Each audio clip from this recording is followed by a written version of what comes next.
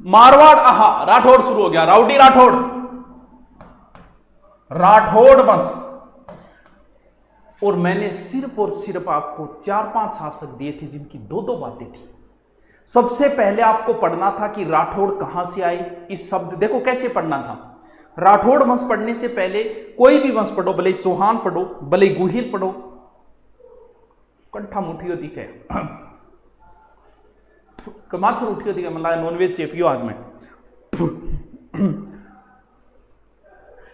कोई वंश पढ़ो, सबसे पहले वो वंश आया कहां से, राठौड़ कहां से आए, इस बारे में अनेक विद्वानों के अनेक मत हैं।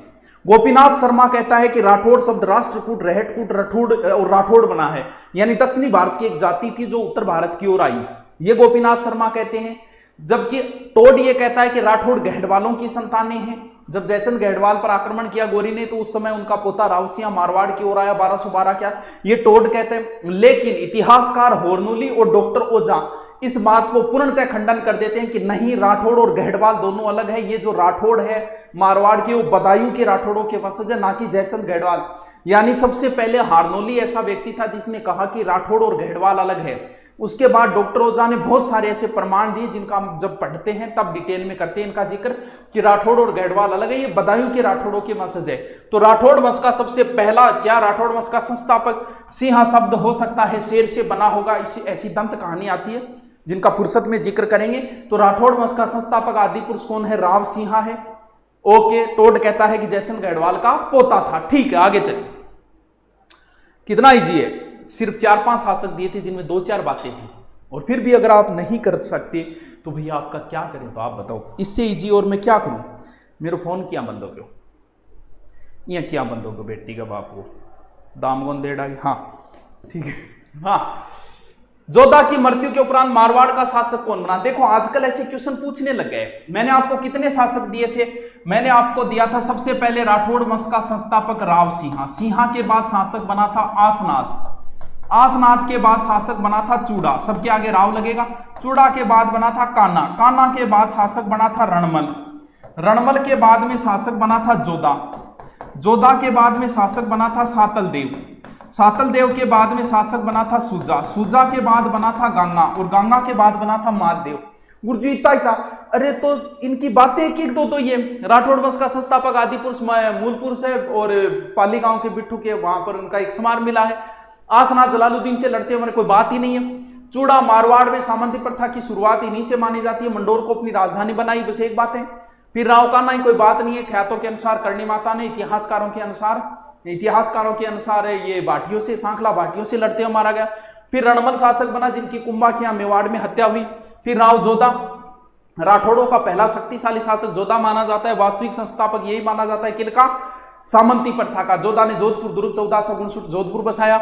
उसके बाद सातल देव के समय की एक ही घटना है गुड़ला, सूजा के समय भी की बीकानेर का बीका आक्रमण करता है। फिर राव गंगा, बस इसीलिए तो मैंने मालदेव के पहले के दिए, क्योंकि मालदेव ऐसा शासक है जिसमें आपको 1 घंटा लगेगा। तब मैंने कहा कि मालदेव से पहले के पढ़ने, मालदेव नहीं पढ़ना। मुझे पता है कि कितना टॉपिक आप पढ़ सकते हो, मैंने उतना ही दिया। अब आप अगर 4 नाम नहीं याद कर सकते यार, तुम्हारा क्या करूं मैं, ये बताओ। इतिहास से इजी कुछ है ही नहीं, एक बार इतिहास को पढ़ लो आप, जिंदगी भर नहीं भूलोगे। पहले कितना इजी है यार, बताइए। जोधा की मृत्यु के बाद कौन बना, गुड़ला वाला सातल देव। सर ऐसे प्रश्न आते हैं कि आजकल ऐसे ही ज्यादा पुटअप हो रहे हैं, ऐसे क्वेश्चन आजकल ज्यादा पूछे जा रहे हैं। चलो नेक्स्ट चलते हैं, फिर बहुत सी इंटरेस्टिंग बातें आएगी अभी इतिहास की। सूजा के समय बीकानेर कौन से शासक मारवाड़ पर हमला किया, ये क्वेश्चन बड़ा अच्छा है। मैं बताऊंगा हमले का कारण क्या, एक इंटरेस्टिंग सी स्टोरी है। पहले इसका उत्तर बताइए, फिर मैं बात करता हूं। बताइए जल्दी से उत्तर बताइए। कुछ उत्तर मैं आपसे पूछूंगा, वो तो पीछे वाला तो इजी था इसलिए मैंने आपसे नहीं पूछा। सरनौर से राम राम, चारनगरू राम राम।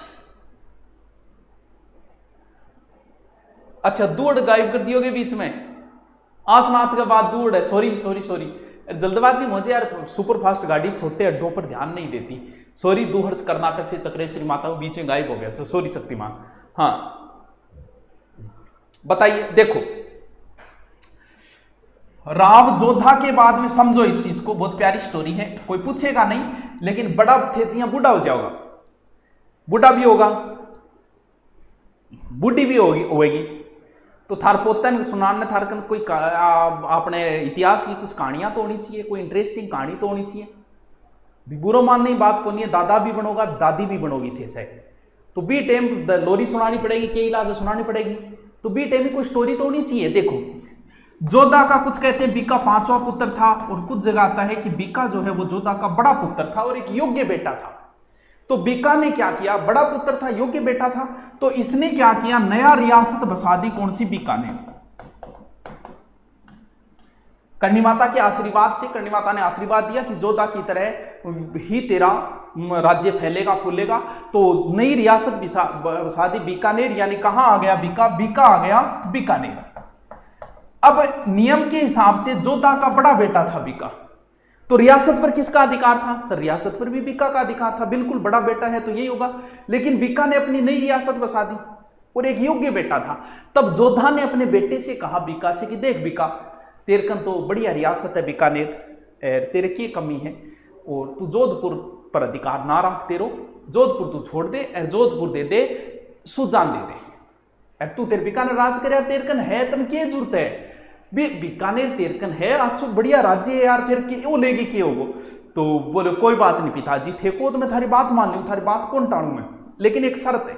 बोल बोल। थारा जका मेन चीजा है, थे मारे लिए आदरणीय हो, पूजनीय हो, तो थारो छत्तर है, थारी ढाल है, थारी तलवार है, जबकि सामान थे काम में लियो, वो सामान मन दोगा। जो तो बोले कोई बात नहीं यार बेटा, तू ले लियो। अब ये बात तय हो गई। तय होने के बाद जोधा की मृत्यु हो गई और शासक कौन बन गया? सुजा।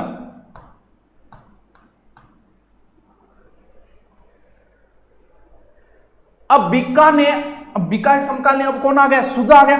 तो बीका ने और पडिहार बेला को भेजा कि जा भाई अपने पिताजी की जिकी छत्तर ढाल व पूजनीय चीजें है वह सगड़ी लिया। अब सुजो नट गयो और कौन दियो। तब क्या किया? बीका ने और पूरे जोधपुर को घेर लिया। अब सुजा की माता थी जसमादे। जसमादे की मध्यस्थता से यह समझौता हुआ, वो जो चीजें जिनका वादा किया गया था वो चीजें बीका को दी गई। छत्र है, ढाल है, नागनी से माता की मूर्ति है, तलवार है, आदि चीजें जिनकी पूजा भी होती है बीकानेर के अंदर, किसकी? जोधा की। तो ये एक स्टोरी थी, इस वजह से आक्रमण किया था किसने? बीका पे, बीका ने जोधा के ऊपर। ठीक है, चलो ये बोल रहे हो टाबर। अरे इतिहास में घनी इंटरेस्टिंग कहानी आ रही थी, सुनो को नहीं, मत घनी सुना दूं। इनके बात हुई माउस क्यों कौन चल रही हो? अच्छा ओ नहीं कौन चल चल रहा इन गलती को नहीं तरी। चल क्या कह रहे हो? कभी वनपाल के बारे में बात करो। चलो वनपाल जो होता है फॉरेस्ट गार्ड है, अच्छी भर्ती है, अच्छे पैसे, चलो बात कर ली। और बताओ सर आप पूरा 1 साल लगा मेरा कमेंट पढ़ने 2020 से जुड़ा था। चलो नेक्स्ट चलते हैं, नेक्स्ट क्वेश्चन की ओर। तो आ स्टोरी थाने जिथे बुढ़ा हो जाओ थार पोतन भी सुनाइयो, बढ़िया लग गई कि पिताजी की इज्जत होनी जरूरी है, पिताजी की चीजा ने भी पूजा पाठ करना जरूरी है। जोधा के जे ओ गे करे है कूड़ा रहो बेटी का बाप कठुआ है, टाइपिंग करना रही मतलब छांटियों मार के बना दिख रहे पेपर। जोधा ने जोधपुर की स्थापना कब की? हाँ जोधा ने जोधपुर सबको, अरे 1459, 1559, 1727, 11, 13, बहुत इंपॉर्टेंट डेट है, बहुत इंपॉर्टेंट डेट है। इनको तो अंगुलियों पे होनी चाहिए। राजस्थान के 4-5 शहर की तारीख तो अंगुलियों पे होनी चाहिए। 1459 में जोधपुर बसा, जोधपुर के 100 साल बाद उदयपुर बसा, फिर 1727 में जयपुर बसा, 11-13 में अजमेर बसा। ये 4 तारीख तो आधी रात ने, बाकी याद सगड़ी करनी है, लेकिन ये 4 तारीख तो सारी की सारी याद होनी चाहिए थारे। ठीक है, यानी जोधपुर कब बसा था? 1459 उत्तर